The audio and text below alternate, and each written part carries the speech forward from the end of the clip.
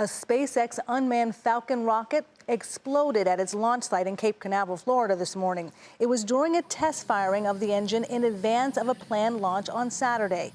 SpaceX said there were no injuries, but the rocket and the payload were lost.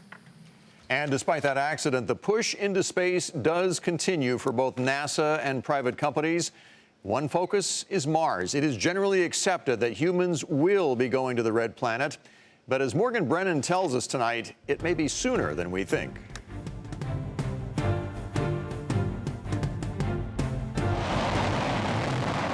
The exhaust blasting out of this RS-25 rocket engine is moving fast enough to get from New York to LA in 15 minutes. An engine like this one will propel the Space Launch System, the most powerful rocket ever built. Packing 500,000 pounds of thrust each, it will take 4 to power the SLS as it launches Orion on its mission toward Mars.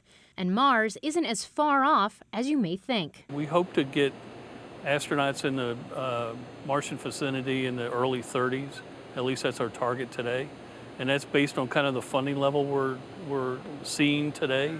That's about $3.5 billion annually, just for this NASA project. If it all goes according to plan, NASA's team will make the multi-year maiden voyage to the red planet in 2035. There's a lot of technologies we're going to have to develop that don't even exist today to get there. It will take 10 months just to get there. Our astronauts are going to have to be better trained and better equipped, yet we have to do that with less volume and less mass and smaller amounts of equipment than we have on the International Space Station. And vastly less support from mission control due to communication delays. It can be anywhere from 8 minutes minimum to about 22 minutes. There's a every 26 months, Mars goes on the other side of the sun, so we've got about a 2 to 3 week period where we're not going to be able to communicate at all. Astronauts will have to administer their own health care, farm to get crucial nutrients, and find ways to keep from going stir-crazy.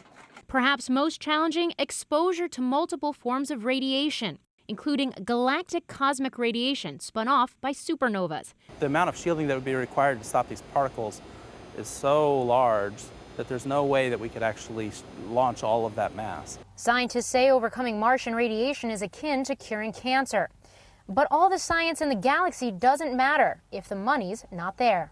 It's a package. It's going to be robotics, it's going to be commercial, industry, international. We're going to have to collectively use our best of the best to get there.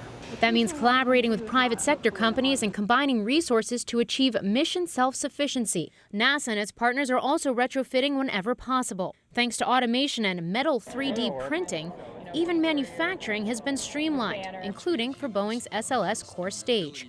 But for all the technology and careful planning, space is still expensive, hard, and dangerous, as evidenced just today when SpaceX's Falcon 9 rocket exploded on the launch pad just across this water at Cape Canaveral's Air Force Station.